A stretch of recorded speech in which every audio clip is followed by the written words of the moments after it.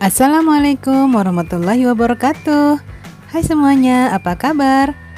Selamat datang di channel Ayo Belajar IPA bersama Ibu Rosa.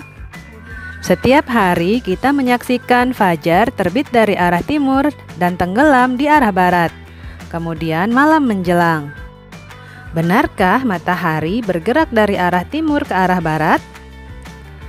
Dahulu orang beranggapan bahwa bumi adalah pusat alam semesta. Mereka juga meyakini bahwa matahari bergerak mengelilingi bumi. Akan tetapi, keyakinan itu ditumbangkan ketika tahun 1543 Nicolaus Copernicus mempublikasikan bahwa bulan bergerak mengelilingi bumi, sedangkan bumi dan planet-planet lainnya bergerak mengelilingi matahari. Gagasan lainnya yang tidak benar adalah banyak orang yang meyakini bahwa bumi itu datar. Oleh karena itu, mereka takut apabila mereka berlayar cukup jauh ke laut, mereka akan jatuh dari ujung dunia. Bagaimana kamu mengetahui bahwa keyakinan tersebut tidak benar? Bagaimana ilmuwan menentukan bentuk sebenarnya dari bumi? Agar mengetahuinya, ayo kita belajar IPA bersama.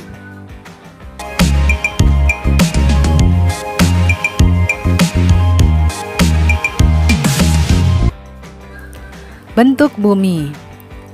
Selama bertahun-tahun, para pelaut mengamati bahwa hal yang pertama kali mereka lihat di laut adalah puncak kapal. Hal ini menunjukkan bahwa bumi berbentuk bulat. Begitu pula pada tahun 1522, Magellan telah membuktikan bahwa bumi berbentuk bulat. Waktu itu, ia mengadakan pelayaran dengan arah lurus. Kemudian, ia berhasil kembali ke tempat awal dia berlayar. Astronot telah melihat dengan jelas bentuk bumi. Astronot dari atas melihat bahwa terdapat sedikit tonjolan di khatulistiwa dan terdapat bagian bumi yang rata di bagian kutubnya. Hal ini menunjukkan bahwa bentuk bumi tidak benar-benar bulat, akan tetapi sedikit lonjong. Bumi berdiameter sekitar 12.742 km. Rotasi bumi. Rotasi bumi adalah perputaran bumi pada porosnya. Sedangkan kala rotasi bumi adalah waktu yang diperlukan bumi untuk sekali berputar pada porosnya, yaitu 23 jam 56 menit, atau dibulatkan menjadi 24 jam. Bumi berotasi dari barat ke timur. Beberapa akibat dari rotasi bumi adalah 1. Peredaran semu harian benda-benda langit. Gerak semu harian adalah fenomena bergeraknya benda-benda langit, termasuk matahari dan bintang-bintang, dari timur ke barat saat tampak dari bumi. Contohnya adalah matahari yang terbit di timur di pagi hari, lalu tampak bergerak ke barat hingga terbenam saat senja.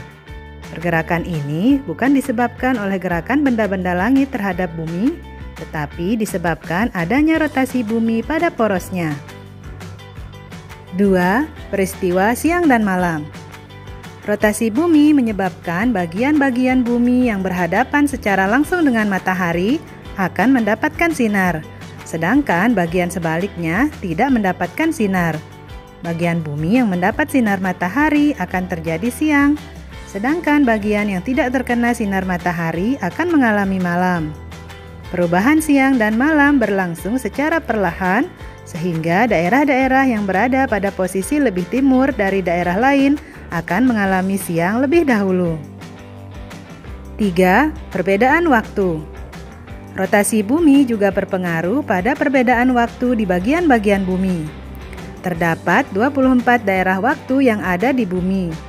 Pusat waktu berada di kota Greenwich, Inggris, yang terletak pada bujur 0 derajat. Setiap selisih bujur 15 derajat, perbedaan waktu mengalami selisih 1 jam. Bagian bumi di sebelah timur Greenwich mengalami waktu yang lebih cepat dari Greenwich. Sedangkan bagian bumi di sebelah barat Greenwich mengalami waktu yang lebih lambat. 4. Pembelokan arah angin. Angin bertiup dari daerah bertekanan tinggi ke daerah bertekanan rendah. Meskipun demikian, arah angin tidak sama persis dengan arah gradien tekanan. Hal ini disebabkan adanya efek gaya Coriolis pada angin. Gaya Coriolis adalah gaya semu yang timbul akibat efek dua gerakan, yaitu gerak rotasi bumi dan gerak benda relatif terhadap bumi. 5. Pembelokan arus laut. Angin mengakibatkan terjadinya arus laut. Pada belahan bumi selatan, arus laut berbelok searah perputaran jarum jam. Pada belahan bumi bagian utara, arah arus laut berbelok berlawanan dengan arah putaran jarum jam. Gerak pembelokan arah angin dan pembelokan arus laut disebut efek Coriolis. Revolusi bumi. Revolusi bumi adalah perputaran atau peredaran bumi mengelilingi matahari. Kala revolusi bumi adalah waktu yang diperlukan oleh bumi untuk sekali berputar mengelilingi matahari, yaitu 365,25 hari atau 1 tahun. Bumi berevolusi dengan arah yang berlawanan dengan arah perputaran jarum jam. Beberapa akibat dari revolusi bumi yaitu 1. Gerak semu tahunan matahari. Gerak semu tahunan matahari merupakan istilah yang menunjukkan bahwa matahari seolah-olah bergerak, sehingga posisinya terhadap bumi selalu berubah. Pada peristiwa gerak semu tahunan ini, matahari mengalami pergeseran posisi ke belahan bumi bagian utara. Tepatnya pada tanggal 22 Desember sampai 21 Juni.